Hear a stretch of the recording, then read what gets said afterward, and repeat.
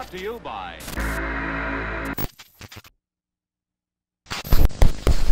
Our existence within this world is fleeting.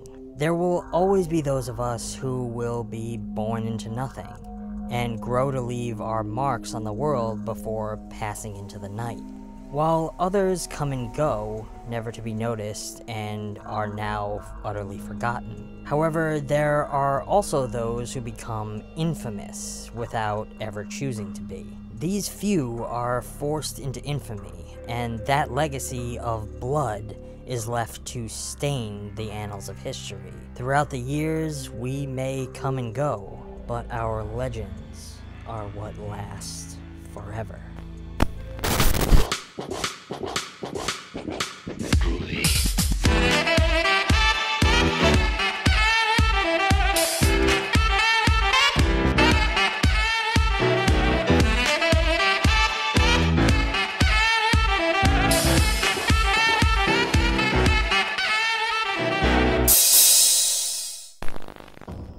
Hello friends, and welcome back to ETF.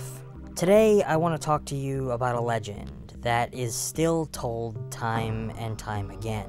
One that children use to spread fear to one another, and that storytellers continue to retell today in new and different forms. It initially began with the son of a slave who became extremely wealthy after inventing a machine which mass-produced shoes during the American Civil War. With his newfound fortune, the father had sent his boy to all the best schools in America, the young man growing up to become a polite and good-natured gentleman, as well as a well-known painter, most famous for capturing a person's status in portraits. Sometime around the year 1890, the young painter had been commissioned by a wealthy landowner to capture the beauty of his daughter, a white virgin girl named Caroline. The painter's only real sin was falling in love with Caroline, with whom they were to have a child out of wedlock.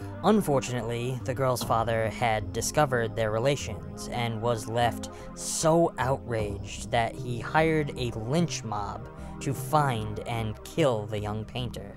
As the mob chased him down the streets of the near north end of Chicago, they eventually overpowered him and sawed off his hand, replacing it with a rusty hook. The young painter's body was then smeared with honey from a local apiary, causing the bees to sting him to death. The painter's dead body was then burned on a pyre, with his ashes being scattered around the entire region. In life, this man went by the name Daniel Robital. However, in death, his story grew, becoming a tale told throughout future generations, with such revere that he has become something of an urban legend. In fact, all you need to do to find him now is to look into a mirror and say his name 5 times. CANDYMAN. CANDYMAN. CANDYMAN. CANDYMAN.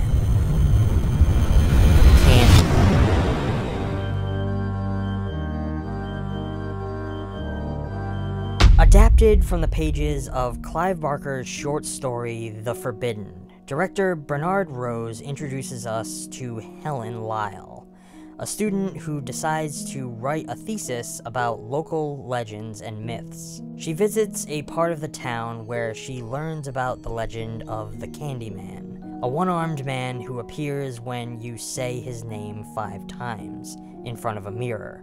Of course, Helen doesn't believe all this stuff, but the people of the area are really afraid. When she ignores their warnings and begins her investigation in the places that he is rumored to appear, a series of horrible murders begins.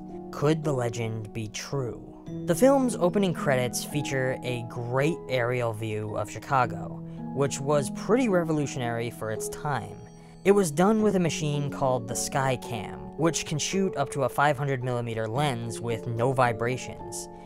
These opening moments are accompanied by a powerful and captivating score composed by Philip Glass, The music envelops you in the haunting and thick atmosphere of the now legendary character, and his presence within Cabrini Green and the surrounding areas. This score varies throughout each frame of the film, as a constant reminder that the Candyman is always watching. The performances throughout this film are among some of the strongest that exist within the horror genre, each standing toe-to-toe with the powerful atmospheric films of today. Our protagonist, Helen, is portrayed by Virginia Madsen, who very clearly gave her all to deliver a strong and captivating performance throughout every scene of this narrative, even going so far as to allow herself to be hypnotized and given a trigger phrase on set. This technique created a believability to Candyman's presence, as if his influence affects you in a way that makes you lose control of yourself, like you are staring into the face of a god.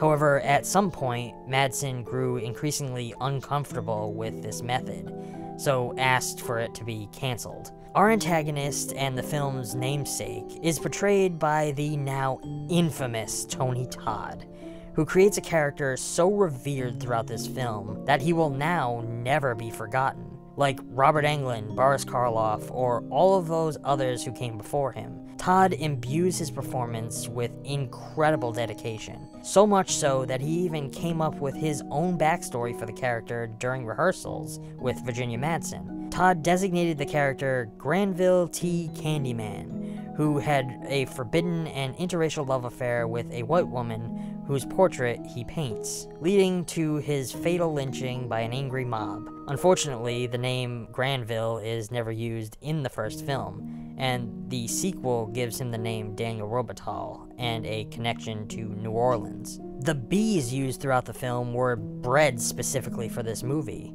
They needed to make sure that the bees were only 12 hours old so that they looked like mature bees, but their stingers wouldn't be powerful enough to do any real damage. Tony Todd did, however, negotiate a bonus of $1,000 for every bee sting he suffered during the film, which he was stung 23 times. Virginia Madsen had to get up close and personal with the bees as well, a fact that almost forced her to pass on the role. Another thing that I found interesting was that Bernard Rose had Virginia Madsen and Tony Todd take ballroom dancing classes together, so they would have a more romantic connection while playing their characters. This intimacy comes bleeding through their performances beautifully, emphasizing the deep history between them, despite being generations apart. Many people may think of Candyman as one of the horror genre's most terrifying villains, but Bernard Rose always said that the idea was that he was kind of a romantic figure, in sort of an Edgar Allan Poe sense.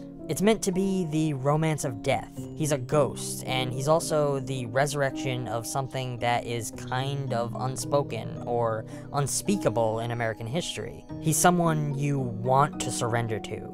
You're not just afraid of him. There's a certain kind of joy in his seduction, and Tony Todd was always so romantic on set. The Candyman in Clive Barker's original story was so much different than what we see on screen. He had been described as an imposing, possibly white man, having a further unnatural shade of yellow that of course adds to his candy theme, with an unruly red beard. The legend of Candyman combines elements of two real-life urban legends: Bloody Mary, who's a ghost that appears when you chant her name in a mirror, and the Hook, a killer with the hook for a hand who attacks couples in a parked car.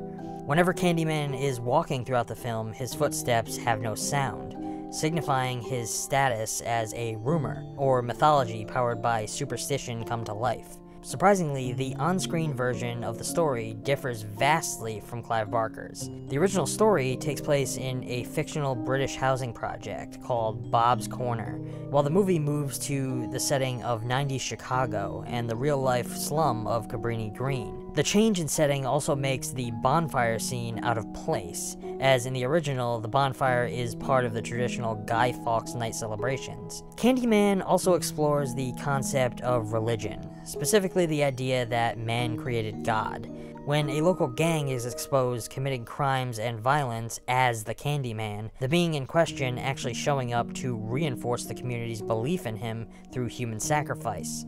The Candyman's lair resembles a decaying, molded church, and he sleeps on a concrete bed reminiscent of an altar. The kill scenes throughout the film are among some of the more disturbing in slasher films. Not so much in specifically what we are seeing, but more in how viscerally they are presented. Blood gushes excessively from gaping wounds, but not in a comical level or anything, while we actually witness Candyman's hook tearing up through flesh in a very horrific way. I think what really helps it feel so uncomfortable are the performances that accompany them. Violent death rattles and agonizing screams accompany each kill, none more rattling than the cries of Annie Marie as she stands over her child's barren crib, drenched in blood. The visual presentation of this film is something that I have always found absolutely captivating. Every time I watch it, it draws me in. Shots tend to linger longer than one might expect, allowing you to soak in Candyman's presence, the way that Helen has to each time he appears. His deep voice drawing you into his malicious intent, making each and every one of us who watches fall victim to his charms. Looking at the experience that is Candyman overall, to me this is a story that stands cemented in time.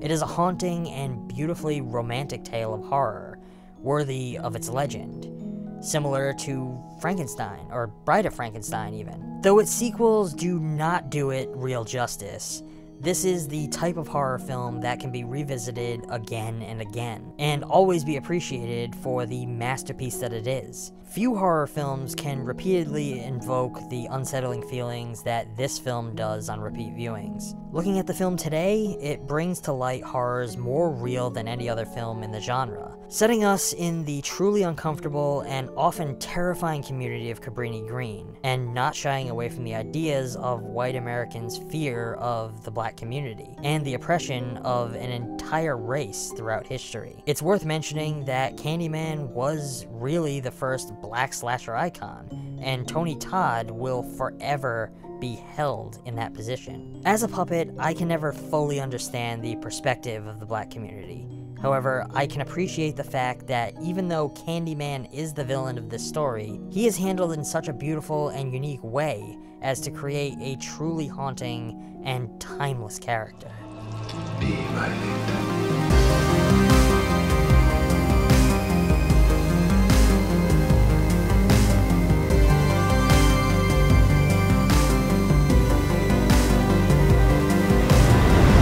Well, friends, that's gonna be all for now. As always, I implore you to check out this film for yourself, take my opinion for what it's worth, but more importantly, formulate your own. I've placed a link down in the description on where you can get a copy of this film for your collection, if you don't already have it, which is a fucking crime against humanity. If you enjoyed this video, please consider giving it a like, subscribe if you aren't already, and if you really want to help support this channel, we do still have a Patreon, and every little bit helps this channel grow. Until next time, stay safe, don't say Candyman's name 5 times, and thanks for watching.